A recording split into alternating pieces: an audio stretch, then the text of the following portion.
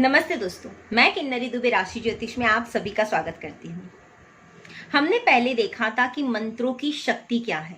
मंत्र कोई भी भगवान के, कोई भी देवी देवता के मंत्र अगर जो हम बोलते हैं तो उसके वाइब्रेशन से हमारे दिल पे, हमारे दिमाग पे एक वाइब्रेशन उसका क्रिएट होता है और उससे हमारी बॉडी में वो रिलेटेड जो भी तत्व हैं वो एक्टिवेट होता है और हमें सक्सेस दिलाने में हेल्प करता है।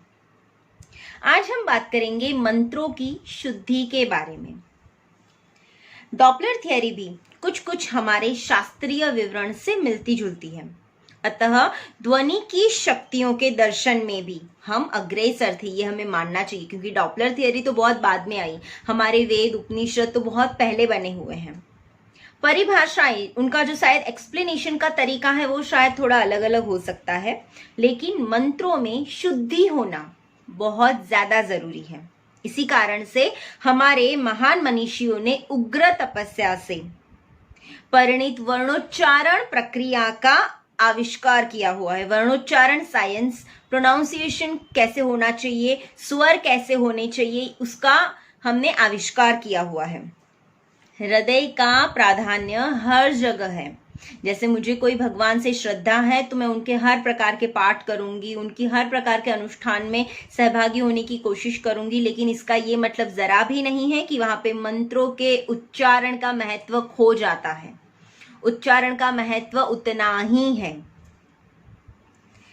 देखिए, मंत्रहीन स्वरतो वर्णतो वा मिथ्या प्रयुक्तो न तमर्थमाह सवाग वज्रो यजमानम हीनस्ति यथेंद्र शत्रु स्वत्तोपराधात। अभी देखो, अंग्रेजी में ही कहते हैं DEAR डियर होता है, DEER भी डियर होता है, BAD भी बैड होता है, BED भी बैड होता है। अब सोचिए, ये दोनों का अर्थ चेंज हुआ कि नहीं। वैसे ही संस्कृत में भी स्वजनः स्वजनो मा भूत सकलम शकलम सकृत शकृत। स्वजन का अर्थ होता है परिवार का सभ्य, वहीं स्वजन का अर्थ होता है कुत्ते का परिवार। वैसे ही सकल का अर्थ होता है सब कुछ। मेरे पास सकल मनोरथ, जैसे हम कहते हैं कि मेरे पास सब कुछ है। वहीं शकल का अर्थ होता है टुकड़ा, कुछ हिस्सा। या फिर सकृत का अर्थ होता है एक बार किया हुआ कार्य, और वहीं शकृत का अर्थ होता है विस्टा। अब आप ही विचार करो कि उच्चारण में सावधानी नहीं होगी तो अर्थ का अनर्थ होगा कि नहीं। मंत्र का हर एक वर्ण, मतलब उसका जो हर एक शब्द है वो कुछ विशेष शक्ति केंद्रों पर प्रत्याघात करता है। उस प्रत्याघात और उन ऊर्जा केंद्रों के ऊर्जा उत्सर्जन से उसके जो ऊर्जा उत्सर्जन, उसमें से जो ऊर्जा प्रोड्यूस होती है उसमें से एक विशिष्ट प्रकार की शक्ति का प्रादुर्भाव होता है। उसमें से भी एक विशिष्ट, कुछ स्पेशल शक्ति जो है वो प्रोड्यूस होती है, वही होती है मंत्र जप की शक्ति। आपने कई बार देखा होगा, जैसे आप बहुत सारे अगर जो YouTube में जाके या कुछ ऐसे वेद पढ़ने वाले किसी को देखोगे तो वो ऐसे, आपने शायद उनको देखा होगा, तो वो जो है वो मंत्रों के स्वर को लेते हैं कि कब मंत्र का स्वर कैसे निकलना चाहिए जिससे वो पर्टिकुलर चीज पे प्रत्याघात हो, जिसमें वो ऊर्जा प्रोड्यूस होने वाली है। ये उसका जो स्पेशलिटी है। ये आप देखो होंगे, आपने अगर जो कोई बुक, वेदों की बुक देखी होगी तो उसके नीचे कोई शब्द के नीचे लाइन होती है, किसी के ऊपर बिंदी बनी होती है, तो कौन सा स्वर कितना खींचना है और कब कहाँ पे स्टॉप करना है, ये चीज उसका माध्यम है। उसके लिए मैं बहुत आपको एक अच्छी स्टोरी सुनाती हूँ। हमारे एक मित्र ज्योतिष थे, उनके साथ ये घटना हुई है। उनसे एक बहुत समृद्ध परिवार जुड़ा हुआ था, अच्छा समृद्ध परिवार था। उनके घर पे रोज एक पंडित जी आते थे, घर का पूरा पूजा पाठ का उन्होंने संभाला हुआ था। तो सुबह रोज वो आते थे, भगवान को नहलाना धुलाना, मंदिर साफ करना, फिर शाम को आके आरती वगैरह करना। तो और पहले ही से, बहुत सालों से उनके घर में ऐसा था कि भाई जब भी पंडित जी पूजा पाठ कर लेंगे उसके बाद में पूरे परिवार के सब लोग साथ में बैठ के श्री सुक्त के पाठ करते थे। तो पंडित जी थे तब तो चल ही रहा था, फिर वो जो मेन जो इंसान थे घर के हेड ऑफ द फैमिली वो एक्सपायर हो गए। उनके बाद में उनके जो भी लड़के बच्चे थे उन्होंने सोचा कि पूजा पाठ तो चलो हम कर लेते हैं रोज, और रही श्री सूक्त की बात तो वो तो हम रोज इतने सालों से करते आ रहे हैं, तो हमें तो बाएं हाथ है, तो पंडित जी की जरूरत नहीं है।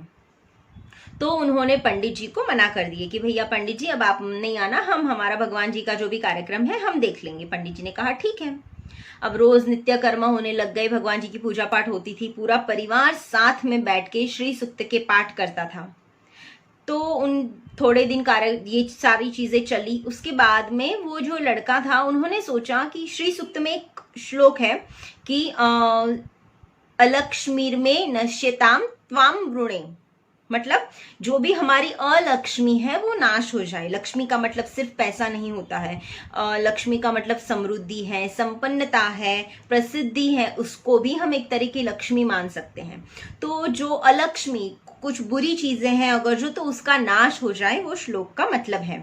तो उन्होंने सोचा कि ये तो श्री सूक्त का पाठ है, इसमें तो लक्ष्मी का गुणगान होना चाहिए, तो अलक्ष्मी क्यों है, शायद हम गलत पढ़ रहे हैं। तो उन्होंने अपने ही से अलक्ष्मी चेंज करके लक्ष्मी कर दिया। ये रोज यही कार्यक्रम चलता रहा। तो थोड़े दिनों के बाद में धीरे धीरे उनकी प्रगति में बाधाएं आने लग गई, उनके कामकाज अटकने लग गए, घर परिवार में भी थोड़ी बहस सी शुरू हो गई, थोड़ी अशांतता आ गई घर में। तो उनको ज्योतिषी याद आ गए। तो वो जो हमारे मित्र ज्योतिष है उनके पास आए कि भैया देखो जरा हमारी सबकी कुंडलियां क्या चल रहा है, बहुत दिक्कतें आ रही हैं।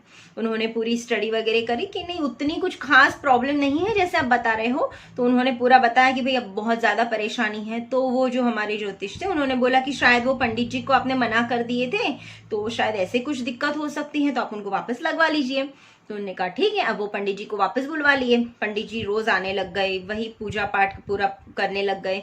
अब रोज वो नोटिस कर रहे हैं इन लोगों को। एक दिन चला, 2 दिन चला, 3 दिन चला, चौथे दिन उन्होंने सबको रोका कि भाई रुको, ये क्या बोल रहे हो आप लोग, पूरा मंत्र का अर्थ का अनर्थ ही कर रहे हो। अब ऐसे में आपके घर में लक्ष्मी रुकेगी कैसे? आप तो अलक्ष्मी की जगह पे लक्ष्मी का ही नाश करने पे तुले हुए हो। अब सोचिए, अगर जो हमें मंत्र का अर्थ नहीं पता है, मंत्र क्यों बोले जाते हैं, मंत्र का सही प्रोनाउंसिएशन नहीं पता है, तो हमें वो चीज नहीं करनी चाहिए। जैसे कुंजिका का स्तोत्र है, दुर्गा सप्तशती के पाठ हैं, ये सारी चीजें जहां तक आपको उसका सही अर्थ और उसको उच्चारण अगर जो आपको सही नहीं पता है तो वो चीज आपको नहीं करनी चाहिए। इसीलिए हम हमेशा लोगों को कहते हैं कि अगर जो आपको कोई ऐसे पाठ करवाने हैं तो मेहरबानी करके आप किसी पंडित से जिसको उस चीज में पूरी जानकारी है उन्हीं से करवाइए, जिनके प्रोनाउंसिएशन सही है उन्हीं से करवाइए। अपने से करने की कोशिश मत कीजिए, कहीं हम अच्छा करने के चक्कर में हम हमारा ही बुरा ना कर बैठे। उम्मीद करती हूँ कि ये टॉपिक आपको अच्छा लगा होगा। मुझे लगा कि आप लोगों को इसके बारे में जानना चाहिए तो मैंने आपके साथ में शेयर किया।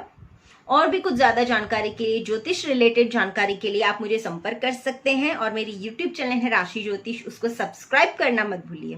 धन्यवाद।